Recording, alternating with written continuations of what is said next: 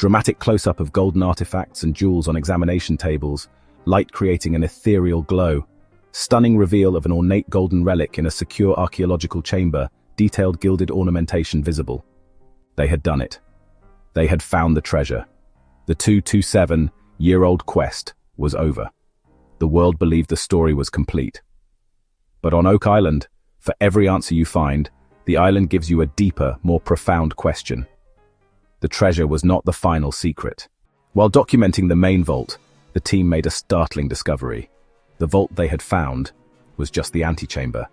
Hidden beneath the floor was another, even more secret chamber, a place no one in 2 centuries ever knew existed. What they found below was not more gold. Reveal of circular stone chamber with central wooden chair and the silhouette of human remains. It was something far more important. A secret burial chamber.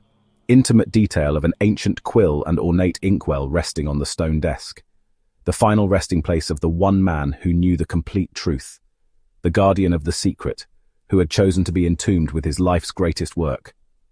For centuries it has been a place of myth and whispered secrets, but on this day, after years of relentless effort, the team finally breached the final barrier. As the lead historian is carefully lowered into the darkness, the air itself feels ancient, heavy with the silence of 400 years. The beams of their headlamps cut through the gloom, revealing a chamber not of rough-hewn rock, but of careful, deliberate construction. It is not a vault. It is a tomb.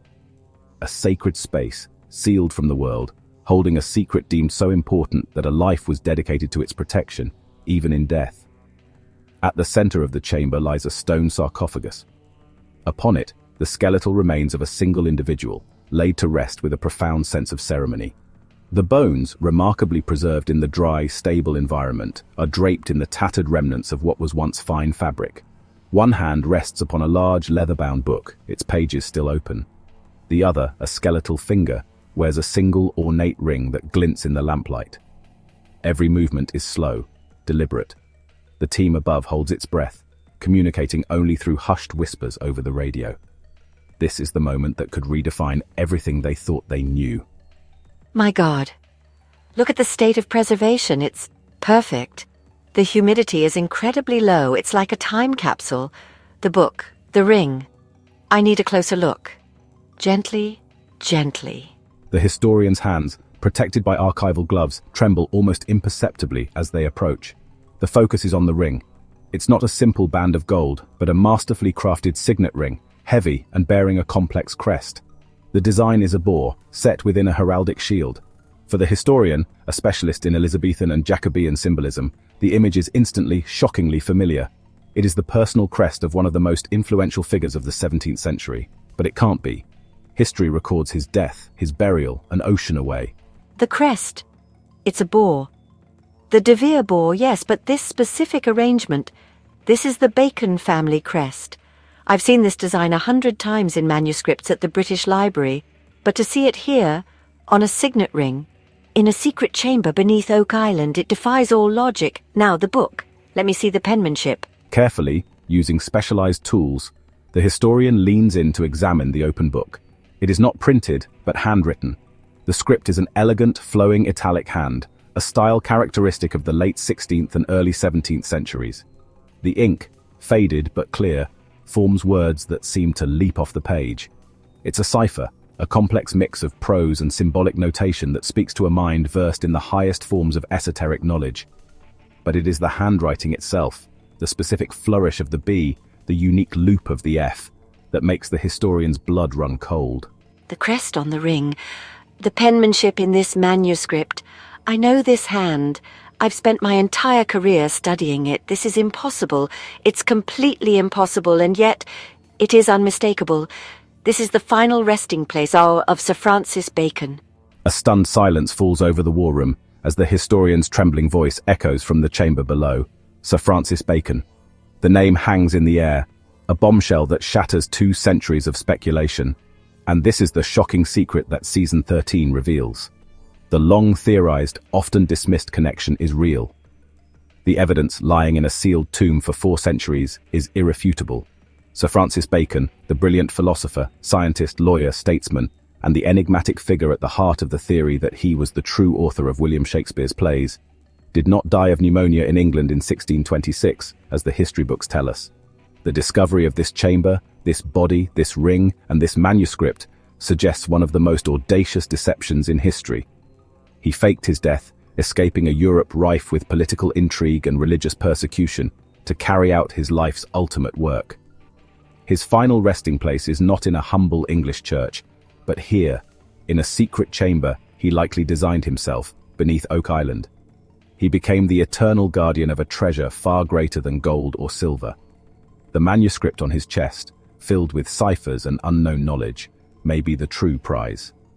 The team has not just found the end of a treasure hunt, they have uncovered the beginning of a new chapter in history, with Sir Francis Bacon, the father of the scientific method, as its silent, watchful author. For centuries, it has been the silent witness. Resting on a simple wooden desk, in a chamber sealed from the world, this book has held its secrets. Now, under the controlled glow of preservation lights, its story is finally ready to be told. The team can only watch, holding their breath, as the lead historian, with hands sheathed in archival gloves, prepares to turn the first page. The leather cover, brittle with age, groans softly, a sound unheard for over 400 years. What lies within is immediately staggering. This is no simple journal. The pages are a dense tapestry of human intellect. Intricate diagrams of unknown machines sit alongside complex mathematical formulas that seem centuries ahead of their time. The precision is breathtaking. Each line, drawn with a quill and iron gall ink, speaks of a mind operating on a level few could comprehend. It's a torrent of information, a flood of genius that defies easy categorization. There are pages dedicated to optics, to chemistry, to the very laws of physics, concepts that wouldn't be formalized by mainstream science for generations.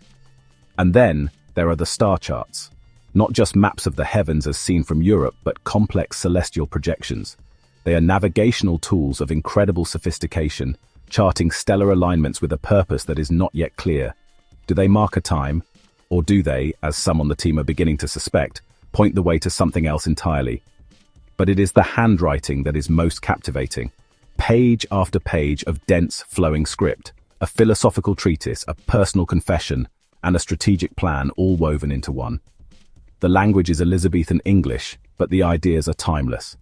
It speaks of a new Atlantis, of a repository of knowledge designed to safeguard humanity's future.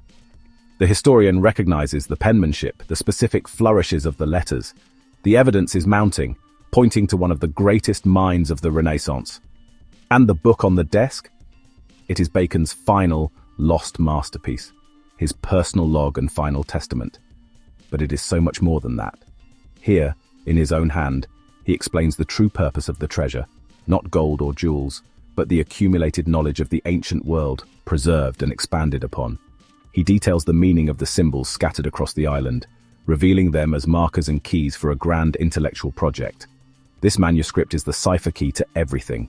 Most importantly, it contains a vision for the future of humanity that he encoded within the Oak Island project itself. A blueprint for a new world order based not on dogma or dynasty, but on empirical evidence, collaborative discovery, and the free exchange of ideas.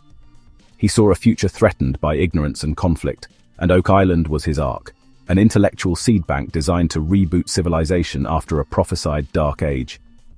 This chamber wasn't a tomb, it was a library, waiting for the right inheritors. This is not merely a historical artifact, it is a living document, a message in a bottle sent across an ocean of time. It reframes the entire Oak Island mystery, transforming it from a treasure hunt into a quest for enlightenment. It is, without exaggeration, the single most important manuscript in Western history. For over 2 centuries, it was a question etched into the very soil of Nova Scotia, a riddle of flood tunnels, cryptic stones, and booby traps that guarded a tantalizing secret. Generations of searchers dedicated their lives, fortunes, and in some cases their very existence to the pursuit of what lay buried beneath the island's surface. Now, after countless theories and unrelenting effort, that physical hunt, the great Oak Island treasure quest as the world knew it, is over. But the discovery inside the chamber was not an ending. It was a key that unlocked a door not to a vault of gold, but to a library of secrets. The artifacts recovered, the intricate ring bearing an unknown crest, the skeletal remains of its guardian, and most importantly, the astonishingly preserved manuscripts, have shifted the entire paradigm of this centuries-old mystery. The focus is no longer on was buried, but on it was buried. A new, far more important quest has just begun. To decipher the final secrets of the brilliant mind believed to be behind it all, Sir Francis Bacon. The parchments are filled with more than just cryptic symbols. They appear to be a roadmap of knowledge, a philosophical testament encoded with layers of meaning. Was this a repository for lost Shakespearean works, as some have long theorized? Or is it something far more profound? A blueprint for a new world, a scientific and spiritual inheritance left for a future generation deemed ready to receive it. The challenge has moved from the muddy depths of the money pit to the quiet, sterile labs of the world's foremost experts. The team, once armed with drills and sonar, now consults with scholars, cryptographers, and historians. Every symbol is scrutinized, every sentence debated. The answers they seek won't be found with a shovel, but through painstaking intellectual detective work. This new phase demands a different kind of courage, the patience to unravel a puzzle centuries in the making, and the wisdom to understand its implications for our own time. The responsibility is immense.